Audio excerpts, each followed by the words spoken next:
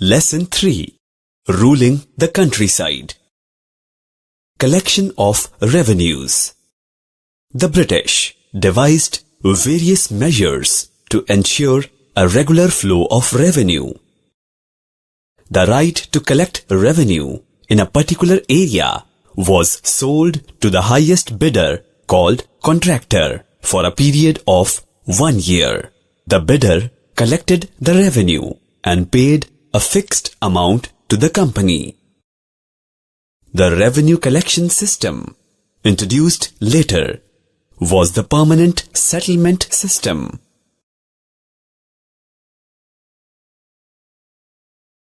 The permanent settlement. In 1793, Lord Cornwallis introduced the permanent settlement system in Bengal, Bihar and Orissa. Under this system, the Rajas and Tulakdars were recognized as Zamindars, who were supposed to collect the rent from the peasants and pay a fixed amount to the company every year. The amount was fixed permanently to encourage the Zamindars to invest in improving the land, since the Zamindar would benefit from increased production.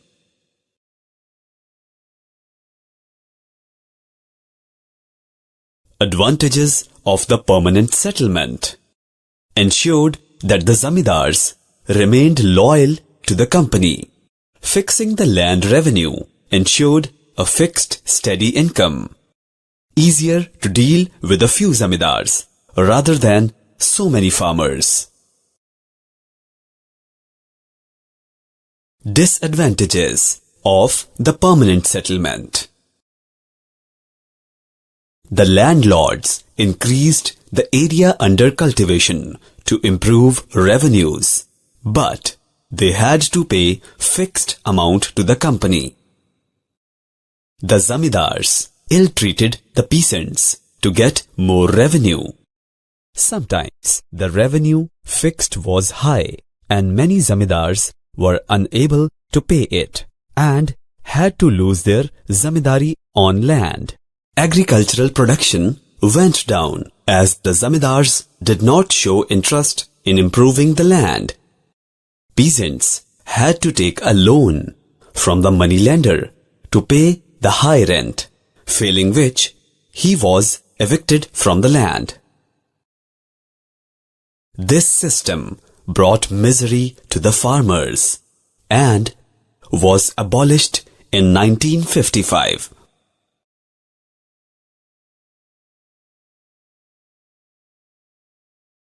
The Ryotwari system. Ryotwari system was introduced by Captain Alexander Reid in some of the areas taken over by the company after the wars with Tipu Sultan. Under this system, the settlement was made directly with the cultivators or ryots who had tilled the land for generations. The revenue was fixed according to the crop grown and the quality of the soil. It was revised after 20 to 30 years.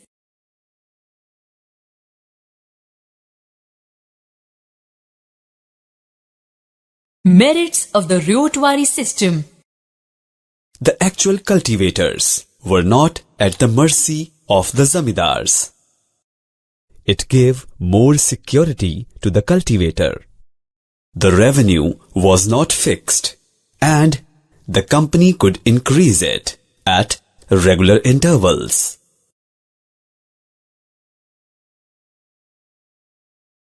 Demerits of the Ryotwari system.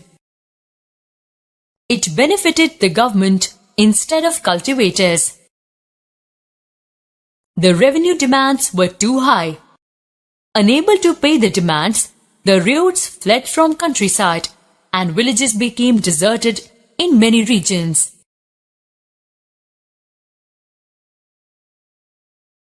In case of flood or famine too, the peasants had to pay the entire land revenue for which they had to take loans.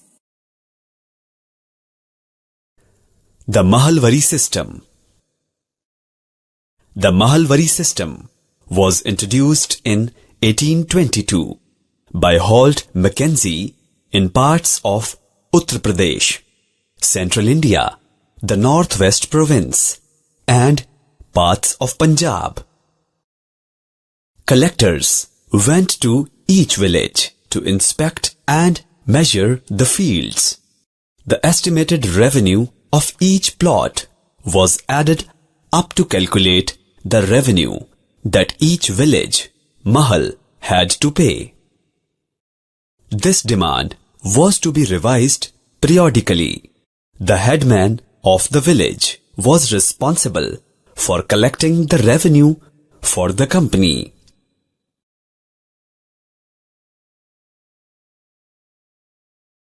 Impact of revenue systems on the cultivators. The revenue systems introduced by the British had a deep impact on the life of rural people and economy of the villages. A. Exploitation of peasants by zamindars, revenue collectors, and moneylenders. B. Impoverishment of rural people. High rates of revenue forced them to borrow money from the money lenders on high rates of interest. C. Fragmentation of land holdings. Peasants often had to either mortgage their land, get loan, or sell off a part of the land. This led to fragmentation of land holdings. D. Absentee landlords. The farmers often sold their land to the highest bidders, who were rich traders from cities or towns. These absentee landlords had no interest in the farms and hardly visited them. They exploited the farmers more than the local zamindars. E. Indifference to the welfare of farmers. The new class of zamindars did nothing to improve agriculture or provide irrigation facilities.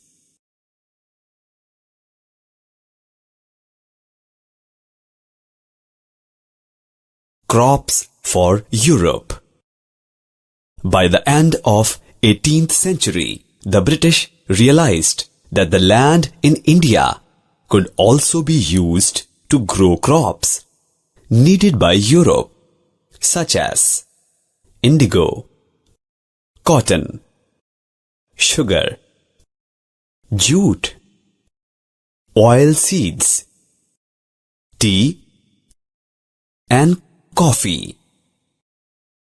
They forced cultivators in various parts of India to produce cash crops required in England,